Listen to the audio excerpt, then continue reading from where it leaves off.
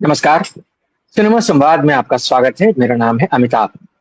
सत्येंद्र पर सिनेमा से जुड़ी अपनी साप्ताहिक पेशकश में हम हर हफ्ते बात करते हैं सिनेमा के तमाम पहलुओं के बारे में, क्योंकि हमारा मानना है कि सिनेमा सिर्फ मनोरंजन की चीज नहीं है। सिनेमा समाज से संवाद का सबसे सीधा और सबसे सशक्त माध्यम है और समाज की सोच को गहराई तक प्रभावित करने की क्षमता रखता है। इसलिए सिनेमा के बारे में लगातार सिलसिलेवार गंभीर बातचीत होती रहनी चाहिए। आज इस कड़ी में हम बात करने जा रहे हैं युद्ध के माहौल को सिनेमा किस तरह से प्रस्तुत करता है। जैसा कि आप जानते हैं कि हाल फिलहाल में ही भारत पाकिस्तान के बीच जो तनाव की स्थितियां बनी थी और जिस तरह से सैनिक झड़पें हुई दोनों तरफ से, ऑपरेशन सिंदूर के नाम से, उससे पहले जो पहलगाम में हमारे देश के निर्दोष नागरिकों की हत्याएं हुई, उसके बाद जो माहौल बना तनाव का, उससे एक युद्ध की जो स्थिति उत्पन्न हुई, वो किस तरह से उसने पूरे देश को अपने एक अलग तरह की भावनाओं के ज्वार में लपेट लिया और कैसे उससे कहना चाहिए कि जो सिनेमा जगत है वो भी जाहिर है छूता नहीं रहा और वहां पर इस तरह की खबरें आई कि ये जो ऑपरेशन सिंदूर नाम का जो एक सैनिक अभियान भारत की तरफ से चलाया गया, इसके आधार पर फिल्में बनाने के लिए अब होड़ मची है बॉलीवुड में। जैसा कि हम जानते हैं, भारतीय सिनेमा, हिंदी सिनेमा खास तौर से, उसने पिछले 75-80 सालों में जब से सिनेमा का कहना चाहिए कि भारत में असर ज्यादा बढ़ा है, तब से लगातार युद्ध विषयक फिल्मों का एक सिलसिला भी सिनेमा की तरफ से लगातार जारी रहा है। और हकीकत से लेकर के और उरी तक की तमाम ऐसी फिल्में हैं जिनको कि हम गिन सकते हैं, जिन्होंने की युद्ध की पृष्ठभूमि की कहानियों को चुना और उनके जरिए दर्शकों को एक तरीके से कहना चाहिए इंगेज किया और उसका उनको बॉक्स ऑफिस पर भी फायदा मिला। तो आज हम इस बारे में बात करेंगे कि क्या सिनेमा जो है वो युद्ध के विषय को, जो कि एक बहुत गंभीर विषय है, बहुत संवेदनशील विषय है, क्या उसको एक कारोबारी नजरिए से देखता है? क्या युद्ध की जो एक संवेदनशीलता है, सिनेमा उसको सही तरीके से पर्दे पर रख पाता है? क्या सिनेमा जो है युद्ध की भावनाओं को, राष्ट्रवाद, देशभक्ति, इन सब को क्या एक बॉक्स ऑफिस पर कमाई के नजरिए से ही उभारता है? क्या युद्ध उन्माद को एक तरीके से उभारता है सिनेमा? क्या ये जो युद्ध के आधार पर बनी फिल्में होती हैं, इनमें जो युद्ध की जटिलता है, युद्ध के जो तमाम पहलू हैं जो मनुष्य जीवन को प्रभावित करते हैं, क्या उनका वास्तविक चित्रण हम हिंदी सिनेमा में देख पाते हैं? इन्हीं सब सवालों पर आज हम बात करेंगे और इन पर बात करने के लिए हमारे साथ कुछ खास लोग मौजूद हैं जिनसे मैं आपका परिचय करा देता हूँ। हमारे साथ जबरीमल पारख साहब हैं, हिंदी सिनेमा के बहुत गंभीर विश्लेषक हैं, लगातार पिछले कई दशकों से हिंदी सिनेमा के बारे में लिख पढ़ रहे हैं। अजय ब्रह्मात्मा जी हैं, हिंदी सिनेमा के बहुत वरिष्ठ समीक्षक हैं और दशकों से हिंदी सिनेमा से जुड़ी पत्रकारिता कर रहे हैं। हमारे साथ हितेंद्र पटेल साहब हैं, जो कि पेशे से प्राध्यापक हैं, लेकिन हिंदी सिनेमा संस्कृति के तमाम जो प्रश्न हैं उनसे लगातार चर्चा में जुड़े रहते हैं। हमारे साथ नंदिता बनर्जी जी भी हैं, जो कि पेशे से प्राध्यापक हैं और वो भी सिनेमा संस्कृति के तमाम सवालों पर हमारे साथ अक्सर चर्चा में शामिल होते हैं। आप सबका बहुत स्वागत आप सबका बहुत स्वागत है। अजय जी, मैं आपसे बात शुरू करना चाहता हूँ आज। ये जो ऑपरेशन सिंदूर नाम का अभियान चला, जैसा कि हमने देखा, एक किस्म से बहुत गंभीर स्थिति थी भारत में और अब चूंकि सीज फायर हो चुका है आधिकारिक तौर पर, तो ऐसा माना जा रहा है कि हालात धीरे धीरे सामान्य होंगे। लेकिन ऑपरेशन सिंदूर के नाम से, जब ऑपरेशन सिंदूर चल ही रहा था, तभी बीच में खबर आने लग गई थी कि जो फिल्मी दुनिया है वहां पर इस बात को लेकर के आपस में होड़ सी लग गई कि कैसे ऑपरेशन सिंदूर से जुड़े जो टाइटल्स हैं उनको जल्दी से जल्दी रजिस्टर करा लिया जाए और जिसको जितनी जल्दी जिस तरह के टाइटल मिल जाएंगे वो फिल्म बनाने का काम जो है वो शुरू कर पाएगा। और जैसा कि हमने अतीत में देखा है कि जो भी भारत में घटनाएं हुई हैं युद्ध की, उनको आधार बना करके तमाम फिल्म निर्माताओं ने, निर्देशकों ने फिल्में बनाई हैं। कुछ बहुत अच्छी, बहुत संवेदनशील फिल्में भी बनी हैं जिनका कि जनमानस पर बहुत गहरा प्रभाव भी पड़ा है। हकीकत से शुरू करके हम उरी तक ले जा सकते हैं, जिसमें एक तरह से देखा जाए तो युद्ध की बात भी है और जो सत्ता पक्ष है उसकी अपनी विचारधारा का भी कहीं ना कहीं प्रभाव रहता है और कहीं ना कहीं वो एक राजनीतिक प्रचार के लिए भी आजकल इस्तेमाल होने लगी है। तो ये जो एक होड़ है फिल्म इंडस्ट्री में, इसके बारे में आप क्या कहेंगे? जो हम बात कह रहे हैं कि क्या सिनेमा युद्ध उन्माद को भड़काता है, क्या सिनेमा उसको सिर्फ कारोबारी नजर से देखता है, क्या कहेंगे आप? जी, आप सभी को नमस्कार। और कहीं न कहीं इस होड़ में हम भी शामिल हैं कि इस विषय पर बात कर रहे हैं। और मौके का मामला है और चूँकि मौजूद मामला है इसलिए विषय पे बात हो रही है। ख़ैर, जी अजय जी, हम लोग तो हिंदी पत्रकार हैं, तो सिनेमा, हमारा तो काम है नहीं जो भी तो विषय होगा पर बात करना। फिल्मकार का भी काम है फिल्म बनाना ना, उसके भी काम को नहीं वैसे ही नहीं, बिल्कुल देखिए। ठीक बात है, खैर, बिल्कुल ठीक बात है, हाँ हमारी बिल्कुल बात, ठीक बात है। मैं अपनी बात कर मैं आपकी आलोचना नहीं कर जी रहा जी, हूँ, नहीं मैं नहीं अपनी नहीं, ठीक बात कह बात है, रहा ठीक हूँ, बात है। ठीक है। हाँ हाँ हाँ, बिल्कुल। हाँ तो मौके की नजाकत को देखते हुए हम लोग ये इस विषय पर बात कर रहे हैं, और ये मौजूद मामला है। जहां तक मैं देख पाता हूं, मैंने थोड़ा अध्ययन किया आपके विषय सुझाने के बाद से, तो मैंने पाया कि करगिल का जो युद्ध है, करगिल के युद्ध के बाद जो फिल्में बनी हैं और करगिल युद्ध के पहले की जो फिल्में बनी है हिंदी में, उन दोनों में एक क्वालिटी और सब्जेक्ट का बहुत बड़ा फर्क है, अप्रोच का भी फर्क है। अगर हम करगिल युद्ध के पहले की बातें करें तो जिसमें हकीकत आ जाती है, हिंदुस्तान की कसम आती है, और भी ऐसे कुछ फिल्में आती हैं, मैंने नाम रखे हुए हैं, आपको बताऊंगा बाद में। और करगिल के बाद तो करगिल वॉर के बाद ही इतनी सारी फिल्मों की घोषणा हो गई थी, और वे फिल्में बनी, उनमें से कुछ चली, कुछ नहीं चली।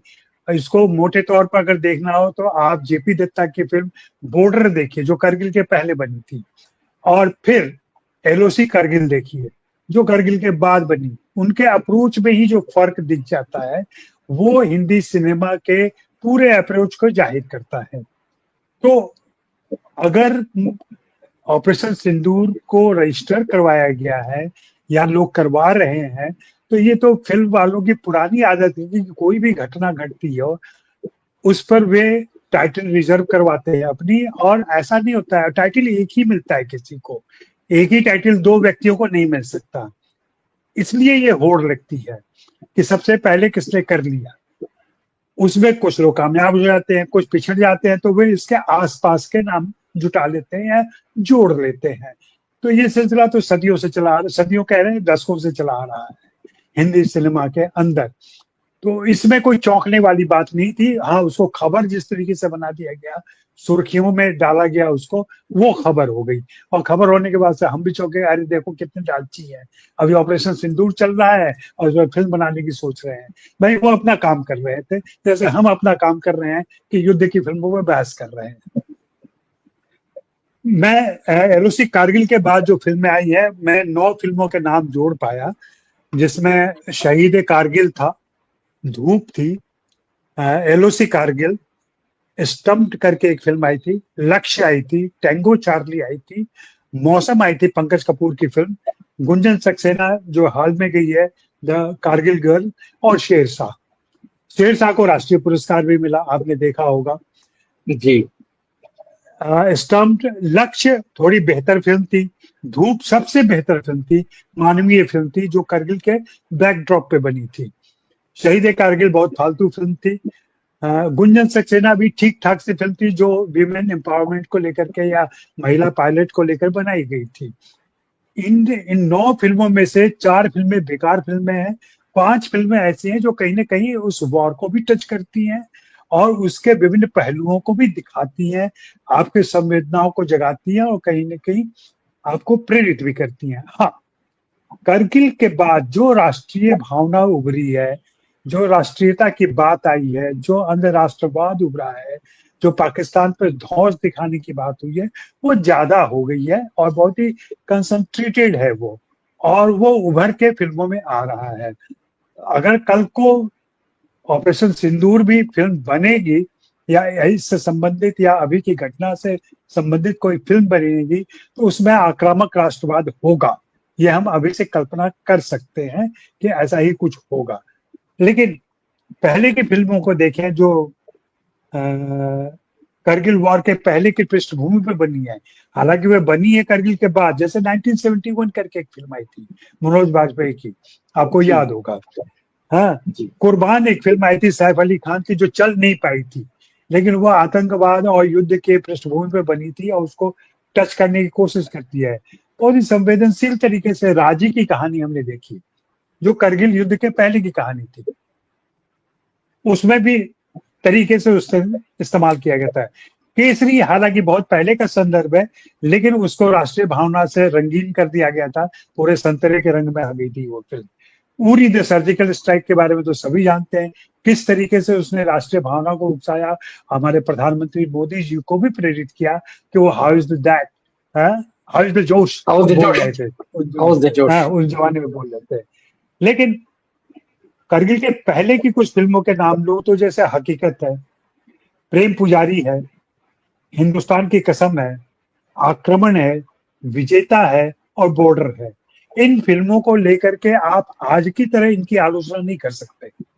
इन्होंने कहीं न कहीं कोशिश की युद्ध के विभीषिका को दिखाने की, युद्ध के बाद के प्रभाव को दिखाने की। बॉर्डर जैसी चालू कमर्शियल फिल्म में भी एक तरफ जहां फिल्म खत्म होती है उसके बाद जब परिवार की तरफ वो लौटता है और गाना चलता है, संदेशे आते हैं, तो हम सभी द्रवित हुए थे फिल्म के अंदर देख करके उसको, और उसका प्रभाव पड़ा था और युद्ध की विभीषिका को भी समझ पाए थे। हालांकि लाउड था, सनी की फिल्में ऐसे ही लाउड होती हैं और जिस जनरल की भूमिका उन्होंने निभाई थी वो और भी लाउड था। तो ये होता रहा है। मुख्य रूप से मुझे यही प्रवृत्तियां दिखाई पड़ रही हैं। अगर कल को कोई अच्छा मेकर आता है, लक्ष्य जैसा भी मेकर आता है जहां जावेद अख्तर जुड़ते हैं या फरहान अख्तर जुड़ते हैं, या फिर 1971 जैसी कोई फिल्म आती है, तो हमें उसका स्वागत करना चाहिए। और सिंदूर, ऑपरेशन सिंदूर के जो विभिन्न पहलू हैं, जो हुआ, जो हम अपनी आंखों से देख रहे हैं, खास करके जो जेनजी है और जेन अल्फा है, जिसके लिए पहली बार ऐसा हुआ है, ऐसी आतिशबाजी उसने देखी है, हमने भी पहले कल्पना नहीं की थी। पहले हमारे समय तक, जब तक हमने जो वार की यादें हमें कि विमान हमारा जाता था और जाके अटैक करता था, कभी कभी ध्वस्त भी हो जाता था, कभी लौट आता था। इस बार तो विमान गए ही नहीं, एक आध कुछ गए तो गए, नहीं तो सारा ड्रोन से खेल चल रहा था। तो एक नए किस्म के युद्ध के जोन में हम आ गए हैं, इसको समझने की जरूरत है। और इसमें जो भूमिकाएं दूसरों की हैं और उसमें हमारे मोदी जी किस तरीके से अपनी पोजिशनिंग कर रहे हैं या कर पाने में सफल रहे असफल रहे, ये तो आने वाला वक्त बताएगा, मूल्यांकन होगा। लेकिन फिलहाल ये देखने में आ रहा है कि हमारा हाथ ऊपर नहीं रहा, हम कहीं नहीं पाकिस्तान के बराबर में आके टिक गए। अगर ट्रंप आकर के हम दोनों को समझा रहे हैं कि आप चुप हो जाइए, तो हमें याद आ जाता है इंदिरा गांधी का दौर, इंदिरा गांधी का समय। ये फिल्मों में कैसे आएगा, कैसे दिखाया जाएगा, ट्रंप की भूमिका उसमें क्या होगी, या अप्रत्यक्ष तरीके से ये पूरी राजनीति जो भू राजनीति चल रही है उसको कैसे डील किया जाएगा। चीन इस बार खामोश नहीं रहा है। चीन ने जिस तरीके से पाकिस्तान का सपोर्ट किया है या ऑब्जर्व किया है पूरे युद्ध को, और अपनी कहीं ना कहीं वो आत्म परीक्षण भी कर रहा था कि उसके आयुध कितने काम के हैं, कारगर हैं नहीं है, वो भी अपना बिजनेस भी देख रहा है। तो इस पृष्ठभूमि में ही अगर हम बात करेंगे तो हम ज्यादा एक नजदीक के निष्कर्ष पर पहुंच सकते हैं। हालांकि कोई फैसला अंतिम फैसला नहीं होता है, कोई परिणाम अंतिम परिणाम नहीं होता है। जी जी, बहुत शुक्रिया अजय जी, आपने काफी विस्तार से जो करगिल से पहले का सिनेमा है, करगिल युद्ध से पहले का सिनेमा और उसके बाद का सिनेमा, उसमें जो फर्क है उसके बारे में बताया। हितेंद्र जी, मैं आपके पास आता हूँ।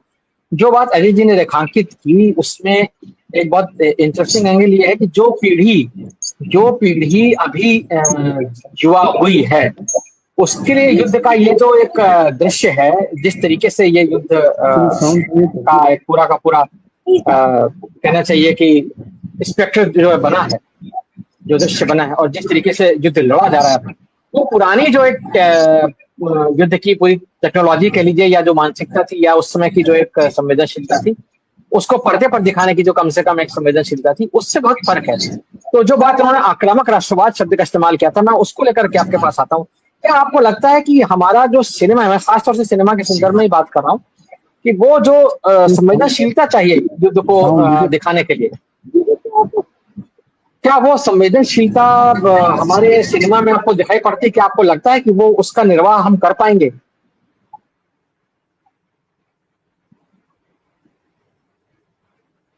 हितेंद्र जी, आपको मेरी आवाज आ रही है? क्या आपने मुझसे पूछा है? जी हाँ, मैंने आपसे पूछा है कि क्या हमारा जो फिल्म जगत है, आप ही से पूछ रहा हूं मैं, कि मैं आप ही से मुखातिब हूँ कि जो संवेदनशीलता चाहिए युद्ध जैसे विषय को दिखाने के लिए, तो अजय जी ने जहां बात छोड़ी थी मैं उसको आगे बढ़ाना चाहता हूँ आपके जरिए, कि जो नई पीढ़ी है, खासतौर से जो मतलब मान लीजिए कि 2000 के बाद पैदा हुई है और जिसने युद्ध का ये प्रारूप देखा है, पूरी सर्जिकल स्ट्राइक देखी है या अभी का जो समय देखा है, और वो युद्ध को अगर सिनेमा के पर्दे पर देखता है तो उसके लिए उरी जो है वो एक उरी सर्जिकल स्ट्राइक जो फिल्म बनी वो एक पैमाना है। हकीकत उसके लिए पैमाना नहीं है, हिंदुस्तान की कसम उसके लिए पैमाना नहीं है। तो वो जो है, क्या आपको लगता है कि हमारा सिनेमा जो युद्ध का एक जो विभीषिका है, जो उन्माद है, जो आक्रामक राष्ट्रवाद है, उसको अपनी तरफ रखते हुए क्या संवेदनशीलता का निर्वाह कर पाया है या कर पाएगा, आपको लगता है? नहीं, बिल्कुल नहीं कर पाया है, और सिनेमा का बहुत बड़ा और खराब रोल रहा है इस मामले में, क्योंकि सिनेमा हमेशा जो मानवीय पक्ष है उसको पकड़ने की कोशिश होनी चाहिए। अभी जिक्र कर रहे थे अजय जी हकीकत और उस तमाम तरह की फिल्मों का, तो मुझे याद आता है एक गाना था, जाने वाले सिपाही से पूछो वो कहाँ जा रहा है। आपको याद हो ये फिल्म, इसका मखदूम का गीत है, ये मखदूम ने वो फिल्म उसने कहा था, का गाना उसने कहा था। तो हमारे यहाँ के जो लोग हैं, ये जो कारगिल के बाद के जो लोग हैं, उसमें किसी को ये आइडिया ही नहीं है कि युद्ध होता क्या है, किसी को कोई एक्सपीरियंस नहीं है। वो टीवी पर युद्ध देखते हैं और उसके आधार पर ये समझते हैं कि युद्ध ऐसा होता है, और ना उनको आइडिया है, ना वो इसके इम्प्लीकेशंस को समझते हैं, युद्ध क्यों होता है नहीं समझते। हम लोग एक ऐसे समाज में रह रहे हैं जहाँ शक्तिशाली अधिकतर ऐसे लोग हैं जो, मैं मूर्ख नहीं कहूँगा, लेकिन उनकी जानकारी बहुत सीमित है। वो मध्य वर्ग का जीवन जीते हुए लगभग अज्ञानी किस्म के लोग हैं।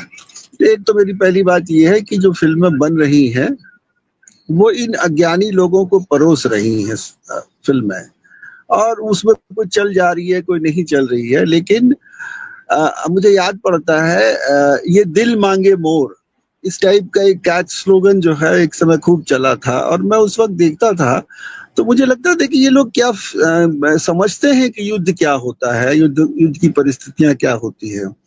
तो सबसे पहले इस बात को माना जाना चाहिए कि फिल्मों में जो युद्ध दिखता है वो युद्ध जो है वो फिल्मी युद्ध होता है, उसका वास्तविकता से कोई खास संबंध नहीं होता, जो मेरा इंप्रेशन है, मैं पहले उसको कह दूं। दूसरी बात कि फिल्मों ने ये टेररिस्ट वगैरह को बहुत ग्लैमराइज किया है और एक खास तरह की छवि, बहुत ही अद्भुत अजीब किस्म की छवि बना के रखी है। किसी को, अमिताभ जी, ये आपको अच्छा ना लगे, लेकिन मैं जिससे भी बात करता हूँ ना उसको टेररिज्म का कुछ आइडिया है, ना कश्मीर के हिस्ट्री का कुछ आइडिया है, ना युद्ध का कोई आइडिया है, ना 1962 के लड़ाई में क्या हुआ था इसका कोई आइडिया है। आप उसको हकीकत फिल्म देखने बिठा दीजिए, वो हकीकत फिल्म को समझ ही नहीं पाएगा। हिंदुस्तान की कसम में एक सीन है जिसमें कि दो भारतीय जो हवाई जहाज विमान है उसको लड़ा रहा है, उधर पाकिस्तान से आता, दोनों गिर पड़ते हैं और दोनों देखते हैं कि ये दोनों दोस्त हैं या एक ही परिवार के हैं। तो ये सब जो चीजें होती थी, चेतन आनंद जिसको दिखा सकते थे, जिन्होंने पाकिस्तान को भी देखा था, जिन्होंने भारत को भी देखा था, और युद्ध जो है वो किस तरह से एक पैराडॉक्स बन के सामने आता है, इस तरह की चीजें हमारी हिंदी फिल्मों का हिस्सा हुआ करती थी। लेकिन जैसा अजय जी कह रहे थे, कारगिल के बाद एक ऑब्जेक्टिफिकेशन हो गया है। पाकिस्तानी का मतलब होता है एक शत्रु, वो इंसान भी नहीं होता है, वो एक ऐसा होता है इसको बस उड़ा देना है। तो ये जो भाव आ गया है हमारे समाज में, ये फिल्म में सिर्फ नहीं आया है, ये पूरे समाज में है। आज आप देखिएगा कि जो युद्ध रुक गया, इससे जो बहुत सारे लोग बहुत नाखुश हैं। उनको लग रहा था कि यही मौका है, पूरा पाकिस्तान को मिटा देना है और लाहौर को कब्जा कर लेना है और ये सब कर लेना। ये लोग खुश नहीं है, ये लोग बहुत मतलब एक खास किस्म की उत्तेजना का शिकार हो गए हैं। तो इसलिए ऐसे समय में मैं फिल्मों को अलग से करके नहीं देखता। मैं सोचता हूँ कि पूरा समाज ही क्या पागल हो गया है, क्या इसको युद्ध के बारे में इतनी भी जानकारी है, समझदारी नहीं है कि हम जो हैं हम युद्ध करके क्या हासिल कर सकते हैं, क्या इससे कोई हमको फायदा होगा कि नहीं होगा, कोई सोचने को, ठहर कर सोचने को तैयार नहीं है। और मैं बताऊं, सबसे खतरनाक बात यह है कि अभी हम लोग राजनीतिक रूप से इतने डिवाइडेड हो गए हैं कि इस बात को भी नहीं समझ पा रहे हैं कि भारत ने अमेरिका की मध्यस्थता को क्यों स्वीकार किया। भारत अभी बहुत कठिन परिस्थिति में है, क्योंकि अभी चीन जो है वो हर जगह हस्तक्षेप करना चाहता है। चीन भारत से सीधा युद्ध नहीं करना चाहता, वो बांग्लादेश में घुसता है, वो श्रीलंका में घुस रहा है और पाकिस्तान में घुसने की पूरी कोशिश कर रहा है। ऐसे में अमेरिका की उपस्थिति से कम भारत के लिए ये हुआ कि एक महाशक्ति जो है वो चीन नहीं है जो इस बीच में मध्यस्थता कर रही है। ऐसे में जो जहां से शुरुआत होनी चाहिए वो ये होनी चाहिए कि हम पहले समझें कि स्थिति क्या होती है और फिल्म में उसका पिक्चराइजेशन कैसे होना चाहिए। मैं आपको इस बारे में एक संकेत देकर के अपनी बात समाप्त करूंगा कि बलराज साहनी, एक डायलॉग है बलराज साहनी का हकीकत फिल्म में, जो वो अपने साथियों से करता है कि हम यहाँ क्यों हैं। आपको याद होगा, जिसने हकीकत फिल्म देखी है उसमें वो बताते हैं कि हम यहाँ क्यों हैं, हम चीन से युद्ध करना नहीं चाहते हैं। उसके बाद वो बताते हैं कि हमने कभी किसी से लड़ाई नहीं की, हम कभी किसी से लड़ाई करना नहीं चाहते, लेकिन ये हमारे लिए आत्मसम्मान का प्रश्न है। उस तरह के डायलॉग अब नहीं मिलते हैं। अब उस तरह के डायलॉग सिनेमा का हिस्सा नहीं होते हैं। मुझे बॉर्डर फिल्म थोड़ी अच्छी लगी थी, क्योंकि उसमें जो सैनिक जीवन की अपनी व्यक्तिगत बातें होती हैं उसके सहारे कई बातें कही गई थी। और मुझे हकीकत की भी याद आई थी, जिसमें एक भटका हुआ सिपाही जो है अपने प्रेमिका को याद करता है, अपने घर वालों को याद करता है, और ये सब बातें होती। तो ह्यूमन साइड जो है एक सैनिक का एक होता है, ये हिंदी फिल्में अब चुकी हैं, भूल चुकी है। और अधिकतर जो फिल्म मैंने देखी, अजय ने ज्यादा फिल्में देखी, मेरा प्रश्न सही है नहीं, लेकिन सैनिक मनुष्य होता है। हेलो, मेरी बात? जी सुन रहे हैं? हाँ बोलिए, आपका फ्रेम फ्रीज हो गया फिलहाल। सैनिक भी मनुष्य होता है। ये सही मुझे लगता है कि भारतीय जो लोग हैं, जो सिनेमा दर्शक हैं, वो जहाँ भी फिल्मों के उनको ग्राउंड रियलिटी का पता नहीं है, और ये बस बहस करना चाहिए। इस समय हमारे लिए जो इंदिरा गांधी का पैर जी ठीक है, मैं आपके पास आता हूँ पारक साहब। जो बात हितेंद्र जी कह रहे थे, अजय जी कह चुके, कुल मिलाकर के संवेदनशीलता की बात आ रही है यहाँ पर। ये सारी बातें, यानी कि सिनेमा जो है वो जो युद्ध से जुड़े एक उसके मानवीय पहलू है, या जो युद्ध का एक जो कहना चाहिए ऐसा पक्ष जो कि इसमें सिर्फ आक्रामकता नहीं है, इसमें सिर्फ युद्ध उन्माद नहीं है, वो जो पहलू है वो हमारी फिल्में अब नहीं दिखा रही। जैसा कि अजय जी ने बहुत स्पष्ट रूप से कहा कि भाई एक है करगिल से पहले का सिनेमा और एक है करगिल के बाद का सिनेमा। जाहिर बात है वो कहीं ना कहीं जो आपका बदलता समाज है, जो आपकी बदलती राजनीति है, जो बदलता पूरा का पूरा परिदृश्य है, और जिस क्षेत्र में हम बैठे हैं दक्षिण एशिया के क्षेत्र में, वहाँ जो हालात बदल रहे हैं, उन तमाम चीजों को समेटते हुए सिनेमा में कहीं ना कहीं कहानियां आएंगी, लेकिन उनको दिखाने का तरीका भी बदला है। ये बात बिल्कुल सही है। मैं आपसे जानना चाहूंगा, क्योंकि हम जब पश्चिम का सिनेमा देखते हैं उसमें चाहे यूरोपीय फिल्में हो, चाहे जो हॉलीवुड का एक हिट कॉमर्शियल सिनेमा हो, वहां जब वो युद्ध विषयक फिल्में बनाते हैं, खासतौर से जब वो द्वितीय विश्व युद्ध के बारे में बात करते हैं या वियतनाम के युद्ध के बारे में बात करते हैं, तो वहां जो है वो उस विभीषिका के बारे में तो बात करते ही है, सैनिक के पराक्रम के बारे में तो बात करते हैं, लेकिन साथ साथ में युद्ध की व्यर्थता के बारे में भी बात करते हैं कि कितना इस युद्ध से किसी को क्या हासिल होता है। हमारा सिनेमा ऐसा नहीं दिखाता है। आपके हिसाब से ऐसा क्या कारण हो सकता है? सभी को नमस्कार। देखिए, बुनियादी तौर पर जो हिंदुस्तान में जो सिनेमा बन रहा है युद्ध संबंधी, वो बन रहा है युद्ध को दिखाने वाला सिनेमा। युद्ध का परिणाम वहां के लोगों पर क्या हो रहा है उस तरह की फिल्में कमोबेश नहीं बनी है। अगर आप लोगों ने मेरा एक संस्मरण जो आजकल फेसबुक पर है, युद्ध और आम आदमी एक संस्मरण, 1965 में जोधपुर में रहते हुए जब वहां पर 65 में बमबारी हुई थी 17 दिन तक और 200 से ज्यादा बम गिरे थे, उस समय उस शहर की क्या हालत थी और आम लोगों की क्या हालत थी, उसका बयान उसमें किया हुआ है। आधा शहर खाली हो गया था कुछ ही दिनों बाद। युद्ध का जो ये परिणाम होता है आम आदमी पर, वो हमारी फिल्में कमोबेश नहीं दिखाती। सिर्फ एक फिल्म मुझे याद आती है जिसे आमतौर पर भुला दिया गया है। वो फिल्म है 1972 में वेद राही की फिल्म बनी थी दरार। आप लोगों में से पता नहीं सबों ने नाम भी सुना है या नहीं। दरार फिल्म जो है उन्हीं की कहानी पर उन्हीं के निर्देशन में बनी थी और रामानंद सागर के भाई थे संभवतः शांति सागर, उन्होंने उसे प्रोड्यूस किया था। फिल्म बहुत प्रभावशाली नहीं बनी, लेकिन उसका कंटेंट, उसकी कहानी जो थी वो बहुत प्रभावशाली थी। बोल्डर का शहर, बोल्डर का एक गांव है, उस गांव पर मतलब कहानी तो 65 की है, लेकिन फिल्म जो बनाई गई है वो 71 पर बनाई गई है। गांव के अंदर जब पाकिस्तान की तरफ से गोलाबारी होने लगती है और उधर से टैंक आने लगते हैं तो गांव के लोग उस गांव को छोड़ के भागने लगते हैं। वहां पर एक परिवार है, यंग परिवार, पति पत्नी गर्भवती है और उसका बच्चा होने वाला है और उसे जाना है, लेकिन वो जाने की स्थिति में नहीं है और वो अपने पति को कहती है कि तुम चले जाओ छोड़ के, मैं नहीं जा सकती, मैं यहीं रहती हूँ। लेकिन इतनी भयंकर स्थिति है, वो जाना नहीं चाहता। ध्यानु नाम का कैरेक्टर है, वो बलदेव खोसा ने किया था। वो जाना नहीं चाहता, लेकिन हालात इतने खराब होते हैं और बमबारी इतनी ज्यादा, गोलाबारी इतनी ज्यादा होती है कि उसमें वो भाग जाता है अपनी पत्नी को छोड़कर।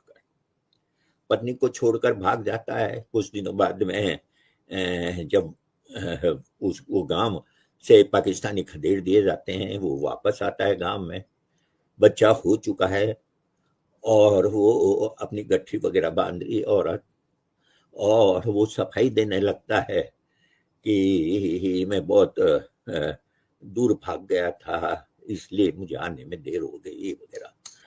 पत्नी सिर्फ ये कहती है कि झूठ बोल रहे हो तुम, और फिर दोनों वहां बच्चे और गठरी को लेकर निकल जाते हैं। दृश्य यह है कि छोटी सी गली है गांव की, बीच में, गांवों में आपने देखा होगा कि बीच में एक नाली होती है बहती हुई गंदे पानी की। एक तरफ पति चल रहा है, एक तरफ पत्नी चल रही है बच्चे को लेकर, लेकिन लगता है कि जैसे उनके मन में, उनके बीच में एक बहुत बड़ी दरार पड़ गई। युद्ध विरोधी फिल्में तो बनती ही नहीं है हमारे यहाँ। ये फिल्म चूंकि वेद राही ने बनाई, कोई बड़ा नाम नहीं था, एक्टर भी कोई बड़े नहीं थे, पैसे लगाने वाले भी कोई नहीं था, लेकिन एक महत्वपूर्ण फिल्म थी। और इसी तरह से उसने कहा था पर फिल्म बनी, जो एक कहानी युद्ध विरोधी है, लेकिन उस पर फिल्म बहुत कमजोर बनी। तो हमारे यहाँ पर इवन शुरुआती जो फिल्में बनी उसमें भी एक तरह का ग्लोरिफिकेशन होता है।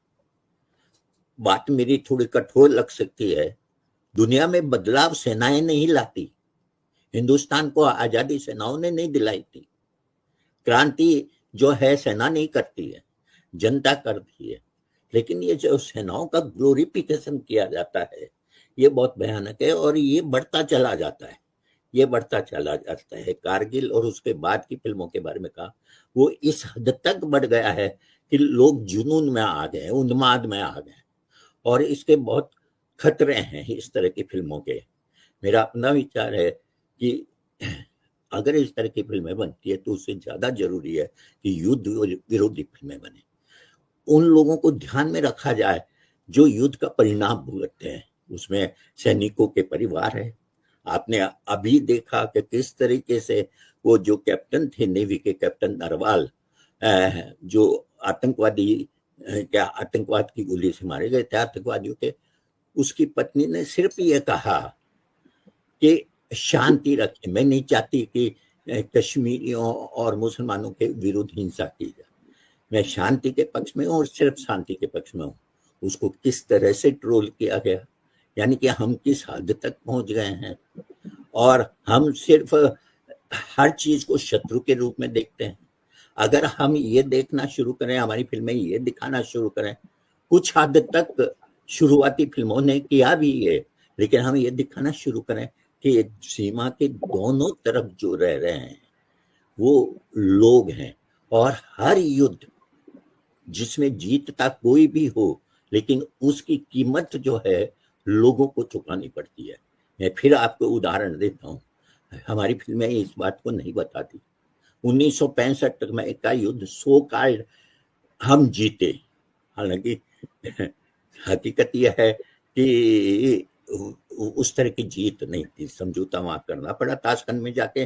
कारण यह है कि जब हमने उनकी कुछ जमीनों पर कब्जा किया था तो उन्होंने भी हमारी कुछ जमीनों पर कब्जा किया।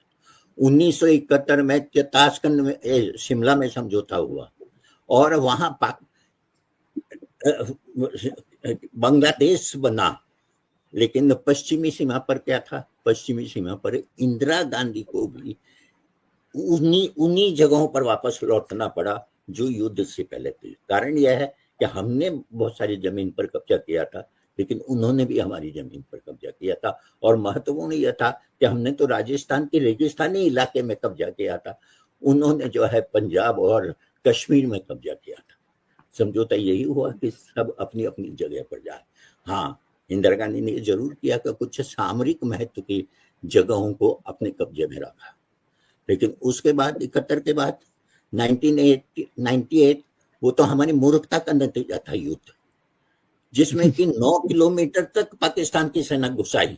कैसे घुसाई भाई, क्या कर रहे थे? ये बिल्कुल वैसा ही था जैसे पहलगाम, कि आपने वो मैदान पूरा खुला छोड़ रखा था कि आतंकवादी आए, हमला करें और टहलते हुए निकल जाए।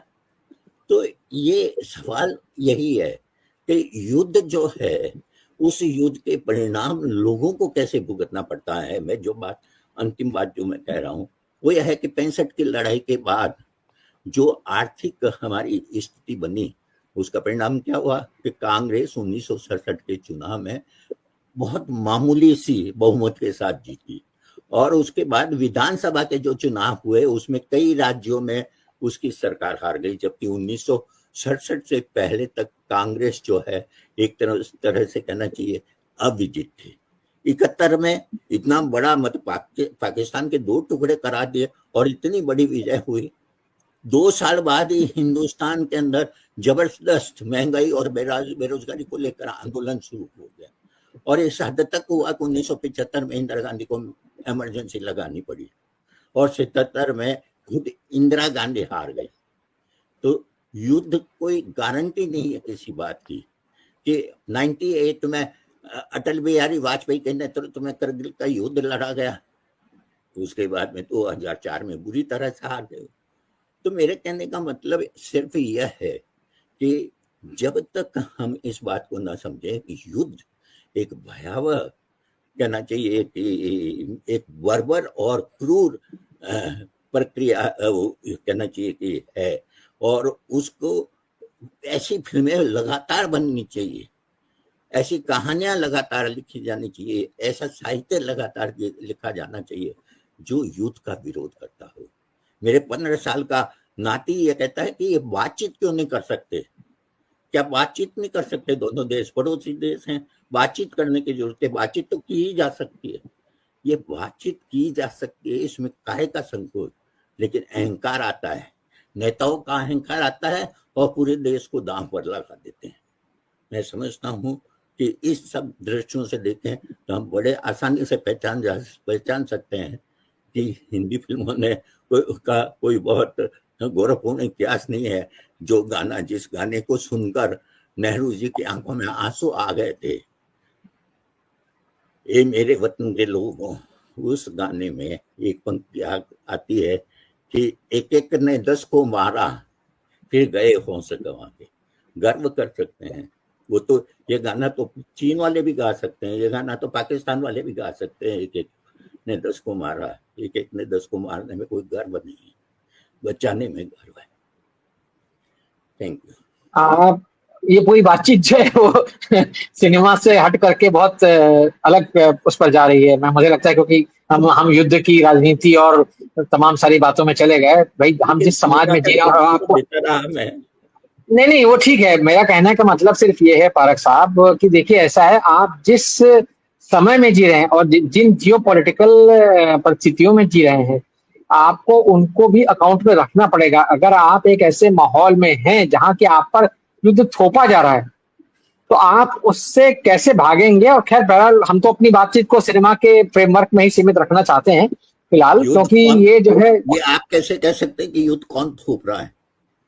नहीं, आप पहलगाम की जो घटना हुई वो हमने तो आमंत्रित नहीं किया। उसके बाद ये आप अगर ये सोचें कि हमारे नागरिकों को कोई मार करके चला जाए और हम उस पर कोई प्रतिक्रिया ही ना दें, तो ये कैसे हो सकता है।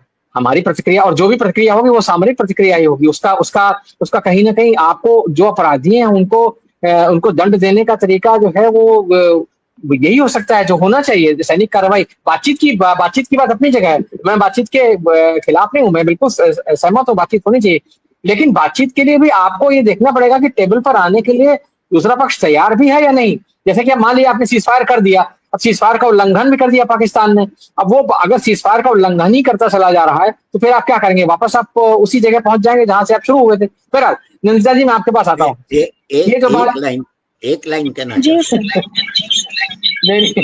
राष्ट्रवाद जो है वो सबसे पहले जिस बात को नंदिता जी अपना माइक ऑफ रखिए, राष्ट्रवाद जो है सबसे पहले एक सामान्य बात को हमारे दिमागों में भर देता है कि आपके देश के बारे में जो भी सत्ता कहती है उसे आप सही मानकर चलें, सत्य मानकर चलें और अपने विवेक का इस्तेमाल न करें। नहीं वो बात आप मैं इस तमाम तर्क से जो है मेरी कोई असहमति नहीं, लेकिन मैं सिर्फ ये कहना चाहता हूँ, देखिए ऐसा है, शांति बहुत अच्छी चीज है, निश्चित तौर पर शांति ही रहनी चाहिए किसी भी समाज में, पूरे विश्व में शांति रहे बहुत अच्छी बात है। लेकिन जो परिस्थितियां आपके इर्द गिर्द पैदा हो रही हैं, आप चाहे अनचाहे उसमें कहीं ना कहीं उसमें लिपट जाते हैं, वो आपको लपेट लेती हैं। और उस लपेटे में आने के लिए, आप उस लपेटे से बचने के लिए आपके पास जो भी रास्ते होते हैं, आपको सारे रास्ते अख्तियार करने चाहिए, चाहे वो बातचीत हो, चाहे वो और कोई माध्यम हो। जैसे कि सांस्कृतिक आदान प्रदान की बातचीत है, हम जानते हैं कि भाई एक जो सॉफ्ट पावर जिसको हम कहते हैं, हमारा सिनेमा पूरी दुनिया में एक सॉफ्ट पावर के तौर पर जाना जाता है, उसकी बड़ी ताकत है। और जो हम युद्ध विषयक फिल्मों की बात कर रहे हैं उनका अपना एक मैसेजिंग होती है। जैसे कि हकीकत की बात हम लोग कर रहे हैं, हकीकत जो है वो देखा जाए अगर तो उसमें सिर्फ एक गाना है जो युद्ध की मतलब जो आपके भीतर का जो एक राष्ट्रवाद है उसको कहीं ना कहीं उभारता है कि कर चले हम फिदा जानो तन साथियों, अब तुम्हारे हवाले वतन साथियों। बाकी जो उसके गाने हैं वो तो बेहद मानवीय गाने हैं। उसमें जो सैनिक गाना गा रहे हैं कि हो के मजबूर मुझे उसने बुलाया होगा, ये इतना मार्मिकता से भरा गाना है। या फिर वो जो एक प्रेम गीत है जो प्रिया राजवंश पर फिल्माया गया है कि जरा सी आहट होती है ये दिल सोचता है, तो उसमें तो वो एक संपूर्ण एक बिल्कुल अलग तरह की फिल्म है। उसी तरह से हिंदुस्तान की कसम की बात यहाँ पर उठाई। हिंदुस्तान की कसम में भी अगर आप ध्यान दें तो राजकुमार और प्रिया राजवंश का जो ट्रैक है वो पूरा प्रेम कहानी का ट्रैक है। और उसमें जो गाना है मन्ना डे की आवाज में, हर तरफ अब यही अफसाने हैं, हम तेरी आंखों के दीवाने हैं। आप कल्पना कीजिए कि युद्ध विषयक फिल्म में इस तरह का गाना आ रहा है जहाँ पे प्रेम एक विशुद्ध प्रेम गीत है वो, और बहुत सुंदर प्रेम गीत है। तो वो जो है एक बहुत बढ़िया। या फिर बाद में वो प्रिया राजवंश के ऊपर पिक्चराइज किया हुआ गाना है तेरे साथ मेरी वफा मैं नहीं तो क्या। ये जो बहुत सारी बातें हैं जो मैं फिल्मों के संदर्भ में ही रखना चाहता हूँ कि फिल्में जो पिक्चराइजेशन कर रही हैं आज की तारीख में, जैसे उरी जब फिल्म हम देखते हैं, उरी जब देखते हैं तो उसमें जो बात अजय जी ने कही थी, मैं वापस उसी पर लौटना चाहता हूँ और अजय जी के पास ही जाना चाहता हूँ कि कैसे जो आक्रामक राष्ट्रवाद का आपने बात कही थी, उरी जो है वो उसको एक अलग तरीके से दिखाती है, आपके भीतर की आक्रामकता को, भारतीय पूरे समाज को एक आक्रामक रास्ते पर डालने की तरफ प्रेरित करती है। वो आपके भीतर वो मानवीयता नहीं जगाती जिसकी बात उसने कहा था, जैसे फिल्म की बात से हुई है दरार, जैसे फिल्म के बाद से पारक साहब ने कहा, आपने भी कहा। नंदिता जी आप हमको सुन पा रही है क्या? जी मैं सुन रही हूँ। हाँ जी, तो चल आपकी आवाज इको कर रही है, आपकी आवाज इको कर रही है, मुझे लगता है आपका ऑडियो ठीक नहीं है। हाँ अजय जी मैं आपके पास आता हूँ। जो हम चूंकि दूसरे राउंड में हम चाहेंगे थोड़ा अपनी बात को संक्षेप में रखते हुए, हम चूंकि सिनेमा के संदर्भ में बात कर रहे हैं और बहुत महत्वपूर्ण बात परख साहब ने उठाई कि भाई ये जो है कहीं ना कहीं हमको ये दिखाना चाहिए फिल्मों के जरिए कि युद्ध जो है वो किसी भी समस्या का समाधान नहीं है, आपस में मेलजोल बातचीत। लेकिन जो जिस समाज में हम रह रहे हैं अगर हम उसकी हकीकत नहीं दिखाएं, जैसे आज अब मैं इत्तेफाकन आज हम जब बात कर रहे हैं तो आज सादत हसन मंटो का जन्मदिन है। आज 11 मई सादत हसन मंटो का जन्मदिन है और मंटो की कहानियां, भारत पाकिस्तान बंटवारे की कहानियां, हिंदू मुसलमान के रिश्ते की कहानियां और अपने समय के समाज को बहुत बेरहमी से उघाड़ते हुए, बेपर्दा करते हुए दस्तावेजों की कहानियां। तो वो जो चीज है जो मंटो कहते थे कि भाई अगर आप मेरी कहानियां नहीं बर्दाश्त कर पा रहे तो इसका मतलब है कि हमारा जमाना जो है नाकाबिले बर्दाश्त है। तो ये जो कहीं ना कहीं एक वो भी तो चाहिए आपको, वो एक टफनेस भी चाहिए, वो बेपर्दगी भी दिखानी पड़ेगी आपको कि भाई आपका समाज ऐसा है। तो सिनेमा उसको दिखाने से कैसे चूक सकता है? तो अगर युद्ध का माहौल है तो सिनेमा युद्ध तो दिखाएगा ही। क्या करेंगे आप अजय जी? जी बहस थोड़ी सी इधर उधर हो गई, लेकिन जो हाँ तारक साहब कह रहे थे उसको भी समझने की जरूरत है। पूरी पृष्ठभूमि और संदर्भ की बात कर रहे थे। खैर, मेरा अपना मानना है कि अगर युद्ध पे बनी हुई कोई फिल्म आपको युद्ध के खिलाफ नहीं करती है तो उसके बनने का कोई मतलब नहीं है। अगर आपको वो युद्ध के लिए उकसाती है, अगर वो अगली और युद्ध फिल्म बनाने के लिए प्रेरित करती है तो इसका कोई मतलब नहीं है। युद्ध पे बनी हुई हर फिल्म का मकसद यही होना चाहिए कि कैसे वो युद्ध के खिलाफ आपको करे, उस मानवीयता के पास ले जाए जहां पे युद्ध की जरूरत नहीं है।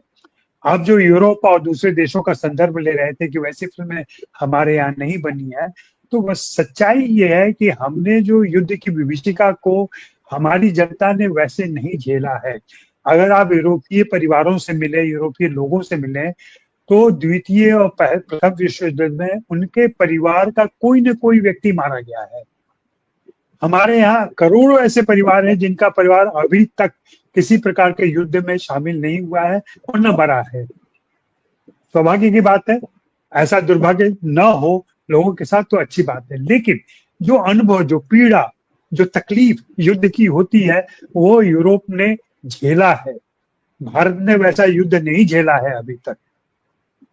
हमारा स्वतंत्रता संग्राम हो या बाद की चीजें हो, वो भी युद्ध की वजह से नहीं हुई है, अलग किस्म का आंदोलन था, वो झड़पें हुई हैं।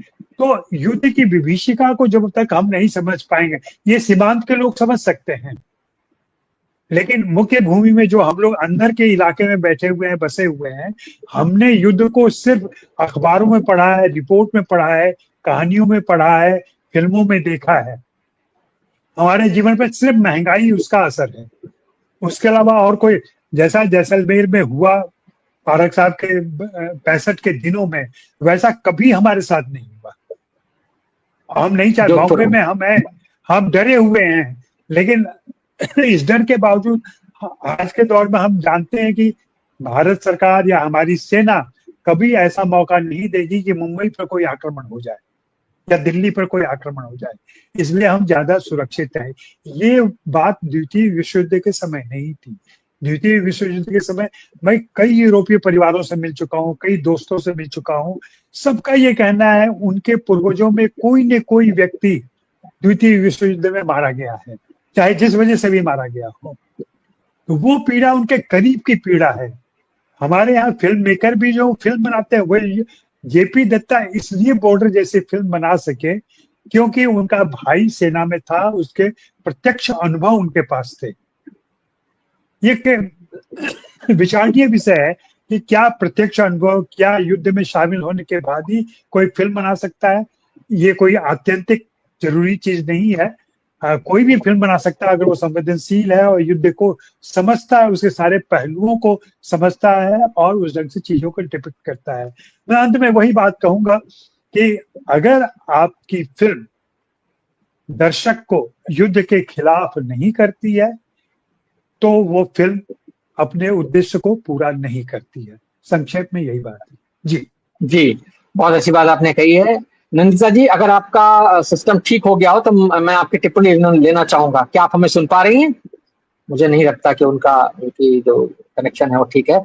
मैं हितेंद्र जी आपके पास आता हूँ। मैं चूंकि हमने अभी अजय जी ने जो बात कही, मैं वापस बहुत थोड़े से उसके लिए मैं मंटो का संदर्भ ले रहा हूँ, क्योंकि आज इत्तेफाकन जब हम बात कर रहे हैं तो मंटो का जन्मदिन होता है, 11 मई उनकी पैदाइश का दिन होता है। और चूंकि मंटो के अफसाने हम लोग जानते हैं कि वो बहुत सख्ती के साथ, बहुत कड़ाई के साथ, लेकिन समाज को बिल्कुल छीलते हैं, बिल्कुल वो बहुत मतलब बेदर्दी के साथ जो है वो छील के रख देते हैं आपके सामने समाज की हकीकत। और उन्होंने एक बड़ी अच्छी बात कही थी, मुझे उनका कोट याद आ रहा है कि उन्होंने कहा था जिंदगी को उसकी शक्ल में पेश करना चाहिए जैसी वो है, ना कि जैसी कि वो थी या जैसी होगी या जैसी होनी चाहिए। यानी जैसी दिख रही है जिंदगी, आप उसको वैसा पेश कीजिए। ये तो बात हम कह रहे हैं कि समाज को कि युद्ध का उन्माद नहीं होना चाहिए या सिनेमा को ऐसा करना चाहिए। अगर हमारे समय में हमको दिख रहा है कि एक समाज में एक सिनेमा जो है वो ये दिखा रहा है कि भाई एक उन्माद है, हमारा समाज उन्मादी है, तो हमको उस उन्मादी समाज को प्रस्तुत करना पड़ेगा। हाँ, हम ये उसमें एक प्रिमाइस दे सकते हैं, उसमें एक संदेश के तौर पर कह सकते हैं कि भाई ये उन्माद जो है वो आपके भविष्य के लिए, वर्तमान के लिए, आपके भविष्य के लिए अच्छा नहीं है। अगर आप शांति की तरफ जाएंगे तभी आप अच्छे रहेंगे। लेकिन इस प्रेमाइस को नेग्लेक्ट करके क्या हम कोई युद्ध विषयक सिनेमा बना सकते हैं या कैसा भी कोई सिनेमा बना सकते हैं हितेंद्र जी? नहीं, ये तो मेरी बात आपने कही। जब मैं इस समय को जैसा है उसको स्वीकार करने की बात है, ये मंटो की बात है, ये मेरी बात। देखिए मैं आपको इसलिए मैंने बहुत बड़े इंसान का मैंने कोट लिया, क्योंकि मुझे लगा, और आज इत्तेफाक मैं बार बार इस बात को दोहरा रहा हूँ, हमारे दर्शकों को भी ये बात समझनी चाहिए कि आज मंटो जैसे महान साहित्यकार का जन्मदिन है, और इस कार्यक्रम के बहाने कहीं ना कहीं हम उनको भी याद कर रहे हैं। उनकी कहानियां, उनके अफसाने जो है लोगों को पढ़ने चाहिए। आज के दौर में बहुत जरूरी है उनको पढ़ना। तो जब उन्होंने ये बात कही, मंटो जब वो कहते हैं कि भाई जिंदगी जो है वो जैसी है उसको वैसा ही आप पेश कीजिए, मतलब ये नहीं कि जैसी वो थी या जैसी होगी या जैसी होनी चाहिए। ठीक है कि कल्पनाशीलता उसमें होनी चाहिए, लेकिन अगर आप वाकई में सच्चाई बयान करना चाहते हैं तो फिर जिंदगी जैसी थी करिए, वैसे दिखाइए। जी हाँ, बिल्कुल जो दिखाया जाना चाहिए। लेकिन क्या होता है कि जब हम उसकी रीडिंग करते हैं ना, तो उस रीडिंग में हमको अपनी स्मृति का और जो हम चाहते हैं उसका भी रिफ्लेक्शन लाना चाहिए। अभी तो लोग ये स्वीकार ही नहीं कर पा रहे हैं कि हमारे देश के लोग क्या सोच रहे हैं और कैसे सोच रहे हैं और क्यों सोच रहे हैं। उन्माद का ऐसा फैलाव तो पहले कभी हुआ नहीं था, और ये जो उन्मादी लोग हैं यही भारत के लोग बने हुए हैं। और ये इन उन्मादियों के साथ हम लोग भी उन्मादी होके कहने लगे हैं कि ये जो हुआ है अभी, अगर इंदिरा गांधी होती तो ऐसा नहीं होता। ये क्या उन्माद नहीं है? ये भी उन्माद है। बड़ा अच्छा शशि थरूर ने कहा कि 71 की परिस्थिति अलग थी, आज की परिस्थिति अलग है। क्या हम लोग नहीं समझते हैं कि इस वक्त जो है युद्ध का रुक जाना बहुत अच्छा रहा भारत के लिए? लेकिन नहीं, अभी हम लोग भी जो है क्या करते हैं, उन्मादियों के विरुद्ध जाके एक दूसरे तरह के उन्माद को पैदा कर देते हैं। इसलिए मैं कहता हूं कि सबसे मुख्य बात यह है, हमारा ध्यान जिस पर होना चाहिए कि जो है उसको स्वीकार करना चाहिए। उसको फासिस्ट बोलने से नहीं होगा। ये फासिस्ट को रहने दीजिए। हमारे देश के लोग उन्मादी हो रहे हैं तो उसके कुछ कारण होंगे। हमारी फिल्मों में इस तरह की चीजें आ रही हैं तो और उसका रिसेप्शन हो रहा है तो उसके कुछ कारण होने चाहिए। इसकी व्याख्या हमको करनी पड़ेगी। एक दूसरी बात कि सिनेमा हकीकत और हिंदुस्तान की कसम होते होते आज इस तरह का सिनेमा जो बनना शुरू हो गया है, इसकी व्याख्या हमको करनी पड़ेगी। ये कोई आदर्शवाद का मामला नहीं है। ये एक सच्चाई है कि हमारा समाज चलते चलते इस वक्त एक उन्मादी समाज में परिवर्तित हो गया है। मैं ये नहीं कहता हूँ कि सभी लोग उन्मादी हो गए हैं, लेकिन उन्मादियों का जोर बढ़ गया है। ये जो जोर बढ़ा है इसको स्वीकार कर लेना चाहिए। तीसरी बात, अभी जो स्थिति है, अभी मैं देख रहा हूँ जब तमाम तरह की प्रतिक्रियाओं के बाद भी अधिकांश लोग बहुत दुखी हैं कि ये युद्ध बंद हो गया। क्या ये सच नहीं है? यही सच है।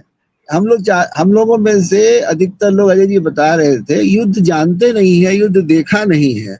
और ऐसा समय आ सकता है सर कि हम लोगों को ये जो पाकिस्तानी का जो खतरा है ना, इस बात को ध्यान रखिएगा कि इस तरह के खतरे पूरब से आएंगे। और ये बात बोलते हुए मैं थोड़ा रिस्क ले रहा हूँ, ये पूरब से आएंगे। ये जो बांग्लादेश बॉर्डर है ना, यहाँ से आएंगे। क्या करेंगे हम लोग? उसकी कोई तैयारी है? इतना बड़ा बॉर्डर है, इसको कैसे हम लोग रोकेंगे? हम लोग चलिए कश्मीर उसकी नहीं तैयारी रोक पा उसकी रहे तैयारी हैं। पर हम लोग उसकी तैयारी एक राजनीतिक प्रश्न है और एक सामरिक प्रश्न है, देखिए उस सर, पर एक समाज के रूप में इतना बिखर चुके हैं कि आज की स्थिति में भी हम लोग जो है ये समझ नहीं पा रहे हैं कि युद्ध जो है भारत पे थोपा गया है। ये जो युद्ध थोपा गया है, इसमें भारत क्या शांति करेगा? नहीं करेगा। भारत को भी सेना का प्रयोग करना पड़ेगा। हम युद्ध का जितना भी विरोध करें, युद्ध को करना पड़ता है और युद्ध को करना पड़ेगा। जहाँ बिल्कुल जरूरत होगा वहां युद्ध करेंगे। लेकिन जब युद्ध के पहले और युद्ध के बाद हम नॉर्मल नहीं हो पा रहे, इसका मतलब हमें कोई प्रॉब्लम है। युद्ध खत्म हुआ है ना, अभी तो युद्ध नहीं हो रहा है, लेकिन हर आदमी युद्ध के मूड में है। ये तो गलत बात है ना, जी। इसको तो हम लोग रोक आप सकते हैं। सिनेमा में बिल्कुल बिल्कुल एक खास तरीके से युद्ध को दिखाया जाता है और शौर्य की जरूरत होती है। शौर्य को दिखाना पड़ता है, ठीक है, दिखाया, लेकिन अंततः मानवीय होकर के ही जब वो हकीकत की का जिक्र बार बार आएगा, जब वो बच्चा रोता है, चिल्लाता है, और वो वही तो चीख है, वही तो असली चीज है हकीकत से जो हम लेकर के लौटते हैं कि ये युद्ध जो है हमको कहाँ से कहाँ ले गया। और इसलिए मैं कहता हूँ कि युद्ध जब खत्म हो जाए तो युद्ध के परिणामों के बारे में सोचते हुए हम अगला युद्ध न करें, ऐसा भाव फिल्म को लाना चाहिए, तभी वो अच्छी फिल्म है। अदरवाइज जी दिखाते रहिए फिल्म। जी जी जी बहुत आपने बहुत जो है अपनी बात में काफी सारी राजनीतिक बातचीत भी आ गई, लेकिन आप जहां खत्म किया आपने, मुझे साहिल लुधियानवी का वो बहुत मशहूर कथा याद आ गया जिसमें वो कहते हैं कि जंग तो खुद एक मसला है, जंग क्या मसलों का हल देगी। तो वो जो बात है, जो जो युद्ध विरोधी उनका उनकी एक नज्म है। हालांकि उन्होंने युद्ध के समर्थन, उन्होंने ये भी कहा है कि भाई अगर जंग करना जरूरी है तो फिर जंग करनी ही पड़ेगी, जो दोनों बातें। नंदिता जी, अगर आपका कनेक्शन ठीक हो गया हो तो मैं आपका एक कमेंट लेना चाहूंगा। अगर आप अपने एंड से बिना किसी आप सुन डिस्ट्रक्शन, हाँ पा जी, रहे बिना हैं? मेरी वॉइस आ रही है जी, ठीक से? हाँ आपकी आवाज आ रही है। हाँ हाँ, बताइए। नहीं, मांटो के बारे में सुन के मैं भी मांटो की बहुत बड़ी फैन रही हूँ और मैं नहीं मैं उनकी मंटो काफी मंटो सारे मंटो पर बात नहीं कर रहा हूँ। नहीं मैडम मैडम, मैं एक मिनट रुक जाइए। मैं मंटो पर बात नहीं कर रहा हूँ। मैं मंटो का मैंने सिर्फ जिक्र किया था हाँ हाँ एक इत्तेफाक के तौर पर कि आज इत्तेफाकन मंटो का जन्मदिन है जिस दिन हम लोग बात कर रहे हैं। मैं आपका कमेंट लेना चाहता हूँ। जो हम लोग, हमारा जो आज का विषय है कि सिनेमा जो है क्या युद्धोन्माद को भड़काता है, क्या जो सिनेमा को युद्ध पर बनी हुई फिल्मों में जिस तरह की संवेदनशीलता दिखानी चाहिए, क्या आपको लगता है कि वो संवेदनशीलता दिखा पाता है? जो हमारे बाकी पैनलिस्ट यहाँ पर कह रहे हैं, हितेंद्र जी ने, अजय जी ने और फारक साहब ने जो बात कही, आपने उनको सुना होगा, तो मैं आपकी टिप्पणी जानना चाहता हूँ उस विषय पर। युद्ध पर संवेदनशीलता तो दिखाया गया है, मेरे ख्याल से वो तो है। बहुत सारे फिल्में बनी है, सीरियल बनी है, फौजी बनी थी जो शाहरुख खान के करियर में बहुत इम्पोर्टेंट था। फिर मैं वो नाम भूल रही हूँ, शान तेरी कभी कम ना हो ऐ वतन, संडे मॉर्निंग आता था, वो सीरियल का क्या नाम था? नहीं, बहुत ही सारे। और संवेदनशीलता तो बिल्कुल है मेरे ख्याल से। जो वो आप मिडिएवल, आजकल तो युद्ध को लेकर, इवन वो वॉरियर को लेकर, वॉरियर प्रिंस के ऊपर जो फिल्में बनती है उसमें भी युद्ध दिखाया जाता है। जैसे युद्ध तो एंशिएंट की युद्ध से, मिडिएवल की युद्ध से, मॉडर्न की युद्ध, बहुत सारे मतलब तरीके से दिखाया गया है। कभी बहुत रियलिस्टिक रही है, कभी कभी अनरियलिस्टिक भी मुझे लगी है। हाँ, लेकिन हाँ, हमने देखी हुई है तो बॉर्डर में तो वो रोमांटिक एक बहुत ही ब्यूटीफुल दैट सॉन्ग, माही माही मोतिया वाला, हमें जब से मोहब्बत हो गई है। तो मतलब ह्यूमन रिलेशनशिप्स भी तो दिखाया गया है कि वॉर कैसे इनको अफेक्ट करता है, बिफोर वॉर और after the advent of war कैसे वो चेंजेस हो जाता है, एक दूसरे के साथ इक्वेशंस चेंज हो जाता है। ये तो है, मतलब मेरे ख्याल से संवेदनशीलता तो है फिल्मों में जैसे दिखाया जी जाता है। हाँ, लेकिन वो भी बात है कि आप ये कह सकते हैं कि संवेदनशीलता ही जरूरी है, वो बात नहीं है। Sometimes if you can show reality, that is also very, that also haunts you somewhere, वो भी आपको कहीं पर जी जी बहुत ही जी हॉन्ट जी, बहुत करते हैं। बहुत तो बहुत अब बहुत ये बताइए कि बहुत धन्यवाद रियलिटी नंदिता जी। देखना चाहते हैं, युद्ध का जैसे जी पोर्ट्रेल है, ये नहीं है कि बहुत रियलिस्टिक वे से किया गया है, जो जैसे है, जी जैसे जी अभी जी सर ने कहा कि बिफोर कारगिल जो फिल्में बनी थी और पोस्ट कारगिल जो फिल्में बनी थी, दोनों में अंतर है।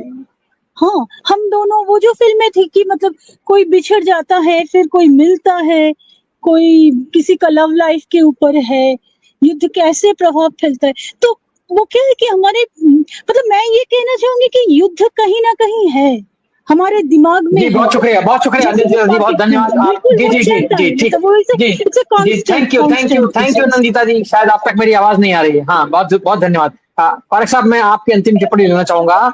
ये जो बात हम कर रहे हैं, आज का जो हमारा विषय है, नंदिता जी अपना माइक ऑफ कर लीजिए प्लीज, अपना माइक ऑफ कर जी लीजिए। जी करते हाँ हाँ, आपकी संक्षिप्त टिप्पणी, अंतिम टिप्पणी फारूक साहब, जो हम जिस विषय पर बात कर रहे हैं सिनेमा के संदर्भ में, युद्ध का, चूंकि एक युद्ध एक किस्म से एक कंटेंट है आपके लिए, सिनेमा के लिए एक कहानी है, लेकिन उसमें जो बातें ये है कि भाई युद्ध को दिखाते हुए, युद्ध की पृष्ठभूमि में बनी कहानियां दिखाते हुए सिनेमा को जो मानवीयता है, जो संवेदनशीलता है, जो उसका युद्ध का एक कहना चाहिए प्रभाव है, जो बुरा प्रभाव है रादर, उसको दिखाना चाहिए और एक ऐसा माहौल प्रस्तुत करना चाहिए। कहीं ना कहीं हम सिनेमा से ये अपेक्षा कर रहे हैं दरअसल कि वो एक हमारे लिए एक किस्म से एक ऐसा माहौल तैयार करे जो कि हमें एक संवेदनशील समाज बनने की ओर प्रेरित करे। लेकिन क्या जिस तरीके का कारोबारी माहौल है और जिस तरीके का राजनीतिक माहौल है, जिस तरीके का पूरा समाज बन गया है, उसमें ऐसी अपेक्षा मतलब हम कर सकते हैं, और अब वो अपेक्षा क्या फलीभूत होगी? संक्षेप में, बहुत संक्षेप में, क्योंकि हमें खत्म करना है कार्यक्रम। जी देखिए, आप जो बात कह रहे हैं उसी में उसका उत्तर अभी नहीं थे। एक तरीका तो यह है कि जैसा चल रहा है उसको ध्यान में रखकर हम बात करें। दूसरा तरीका यह है कि जो चल रहा है उसी पर प्रश्न लगाएं और वो क्यों है, वैसा क्यों चल रहा है, इस पर भी प्रश्न करें। युद्ध कोई स्वतंत्र चीज नहीं है, युद्ध बाकी बहुत सारी चीजों से जुड़ी हुई है, और इसलिए उस पर मेरे ख्याल में जब हम युद्ध की बात करें तो युद्ध के पहले और युद्ध के बाद के परिणामों पर भी बात होनी चाहिए, क्योंकि उसके बिना कोई मतलब नहीं है। फिल्में क्या करती है कि वो सिर्फ युद्ध दिखाती है और हमारे सामने देशभक्ति या राष्ट्रवाद रख देती है, राष्ट्र रख देती है। अगर आप ये मानकर चलें कि पाकिस्तान और चीन हमारा शत्रु है, इसका मतलब आप देशभक्त हैं, और जब आप ये मानकर चलते हैं तो उसके बाद में सारी चीजें जायज हो जाती है। युद्ध जायज हो जाता है, युद्ध की क्रूरता जायज हो जाती है। तो क्रूरता चाहे किसी की तरफ से भी हो, इधर से बम गिरते हैं तो पाकिस्तानी मरते हैं, पाकिस्तान की तरफ से बम गिरते हैं तो हिंदुस्तानी मरते हैं, मरता ही इंसान ही है। मैं जैसे पहले अपने बात में दरार फिल्म की चर्चा की थी, वैसे ही एक फिल्म की और चर्चा मैं करना चाहूंगा, वो है राजी। राजी सीधी युद्ध की फिल्म नहीं है, लेकिन वो 1971 की पृष्ठभूमि में बनी हुई है। मैं पूरी फिल्म की चर्चा नहीं कर रही हूँ, सिर्फ आलिया भट्ट जब पाकिस्तान में होती है और हिंदुस्तान के लिए जासूसी करते हुए वो 2-3 लोगों को मारती है, उसमें से एक उसका जेठ है, एक उस परिवार में जहां वो बहू बनकर गई है उसका नौकर है, उनकी हत्या कर डालती है।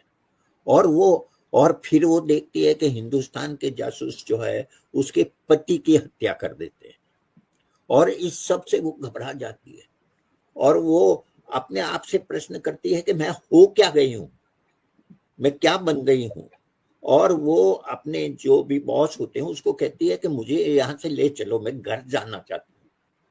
मुझे लगता है कि इस फिल्म के अंदर देश बनाम घर जो है वो उसकी जो बाइनरी खड़ी की गई है वो बहुत महत्वपूर्ण है।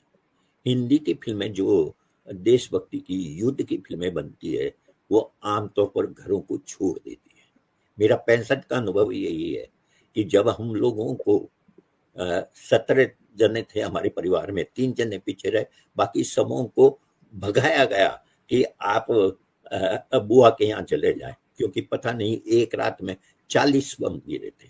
उस आतंक से, उस दहशत से पूरा शहर जब गुजर रहा था, वो अनुभव ही अलग होता है। फिल्में उस अनुभव को नहीं दिखाती, राजी दिखाती है, दरार दिखाती है। इस तरह की फिल्में बननी चाहिए, ये बहुत जरूरी है। अजय की बात मुझे बिल्कुल सही लगती है कि अगर फिल्में, युद्ध संबंधी फिल्में, युद्ध दिखाया जाना चाहिए, क्योंकि हमारे समय के एक भयावह हकीकत है और उसे फिल्मों को उसकी पूरी भयावहता के साथ दिखाना चाहिए। तब ही यह संदेश भी जाएगा कि युद्ध क्यों जरूरी नहीं है।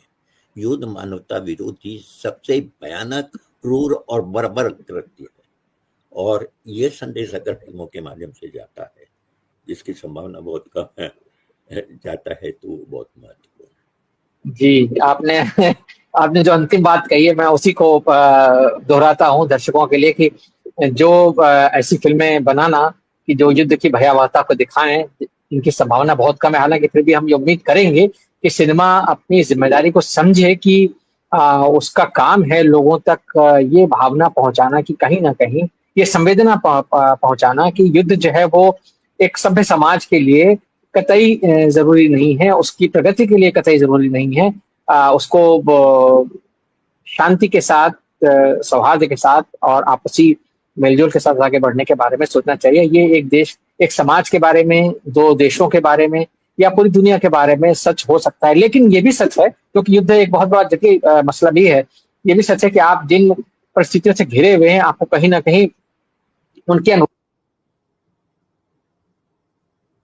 उस समय की राजनीति होती है। अभी आ रही है आवाज? हाँ, आ रही। उस समय की जो राजनीति है वो कहीं ना कहीं आपके ऊपर हावी होती है, और वो भी कहीं ना कहीं अगर आप सिनेमा बना रहे हैं, तो जैसे मैंने मंटो की बात का जिक्र किया कि आपको जिंदगी को वैसा दिखाना चाहिए जैसी वो है, तो वो कहीं ना कहीं आएगा। बहरहाल ये बातचीत चूंकि एक बहुत जटिल मुद्दे पर है, और ये युद्ध का मसला जो है इतना आसान नहीं है, इसकी सारे पहलुओं को समझना। हम मोटे तौर पर ये कह जरूर सकते हैं कि हाँ भाई, युद्ध नहीं होना चाहिए। कोई भी सभ्य समाज जो है युद्ध नहीं चाहता, और युद्ध किसी भी सामान्य परिस्थिति में जीने वाले व्यक्ति को उसके लिए कोई मसला नहीं है। और वो जो बात आपने कही थी कि दोनों तरफ से कोई ना कोई व्यक्ति ही मरता, वही साहिर जानवी की बात मुझे फिर से याद आ रही कि खून अपना हो या पराया हो, नस्ल आदम का खून है आखिर। तो वो जो नस्ल आदम का खून है वो नहीं बहना चाहिए, इन्हीं इसी उम्मीद के साथ, और ये उम्मीद के साथ कि सिनेमा अपनी जिम्मेदारी को समझेगा। ये जो भी ऑपरेशन सिंदूर के बहाने से हमने बातचीत आज अपनी शुरू की थी, तो हम ये उम्मीद करेंगे अगर कोई सिनेमा बनता है तो उसमें जो आज की जो तमाम परिस्थितियां हैं, जो बात हिमांशी नरवाल की बात यहाँ का जिक्र यहाँ आया, विनय नरवाल की पत्नी जो कि नेवी के लेफ्टिनेंट थे, तो जिनको कि पहलगाम में आतंकवादियों ने मार दिया नृशंसता के साथ में, और उन्होंने जिस तरीके से समझदारी भरी बात कही कि भाई जो हमारे साथ हुआ है उसका बदला जरूर लीजिए, लेकिन ये कि उसके लिए कश्मीरियों को या देश के बाकी मुसलमानों को निशाना मत बनाइए।